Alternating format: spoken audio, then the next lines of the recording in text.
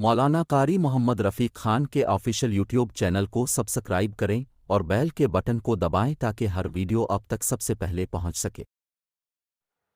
سامعین محترم، رب ذوالجلال نے ارشاد فرمایا، میں نے اہل علم کے درجات کو بلند کیا۔ آج آپ کے سامنے علمی شخصیت، روحانی شخصیت اور اہل سنت کے عظیم امام احمد رضا خان فاضل بریلوی ثم افغانی قنداری رحمت اللہ تعالی کے ذات کے حوالے سے چند الفاظ پیش کرنے کی سعادت حاصل کرتا ہوں۔ اس ماہ مقدس میں اہل سنت والجماعت یوم امام احمد رضا رحمت اللہ تعالی علیہ منعقد کرتے ہیں۔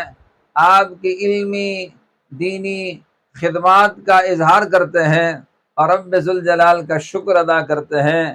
تو آپ کے سامنے اس عظیم شخصیت کے حوالے سے چند الفاظ پیش کرنے کی سعادت حاصل کرتا ہوں۔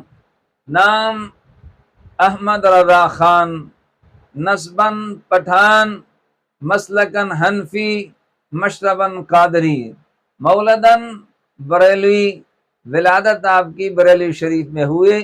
آپ حنفی تھے اور روحانیت اعتبار سے سلسلہ قادریہ سے منسلک تھے۔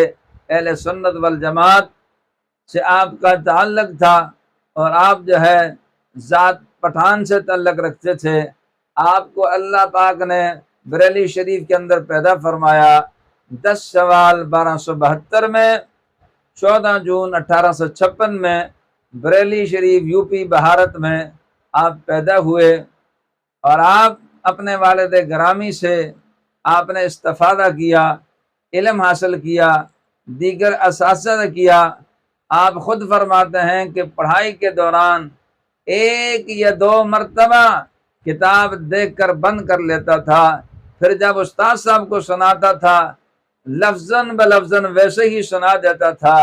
یہ حالت دیکھ کر کے استاد محترم نے فرمایا، یہ بتاؤ تم کیا چیز ہو کہ مجھے پڑھانے میں اتنی دیر لگتی ہے اور تمہیں سنانے میں اتنی دیر نہیں لگتی؟ یہ وہ اہل علم حضرات ہیں، اللہ نے ان کے درجات بلند کیے ہیں، اور اللہ تبارک و تعالی نے آپ کو یہ سعادت عطا فرمائی تھی کہ 55 علوم آپ کے علم میں تھے، اور دیگر علوم اللہ تعالیٰ کی عطا سے آپ نے لوگوں میں تقسیم کی، آپ کے کتابوں میں موجود ہے۔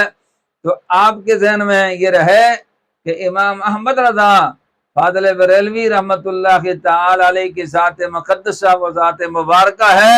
امام احمد رضا خان امام اہل سنت فاضل بریلوی رحمت اللہ تعالی علیہ نے جنہوں نے 1 ماہ میں قرآن پاک حفظ کیا اور ریکارڈ توڑ دیا کہ رب ذوالجلال نے انہیں جو مقام عطا فرمایا تھا، جو مرتبہ عطا فرمایا تھا، وہی مرتبہ تھا جو رب ذوالجلال نے اپنی کتابیں فرمایا وَالَّذِينَ أُوتُوا الْعِلْمَ دَرَجَاتٍ۔ اللہ تبارک و تعالی اہل علم کی صحبت اور ان کا ساتھی ہمیں نصیب فرمایا کہ ہم ان کے ساتھ رہیں، دین سیکھتے رہیں، سکھاتے رہیں۔ اللہ تبارک و تعالی ہمیں امام اہل سنت، عقائد اہل سنت کو سمجھنے دوسروں تک پہنچانے، عمل کرنے کی توفیق عنایت فرمائے۔ آمین یا رب العالمین۔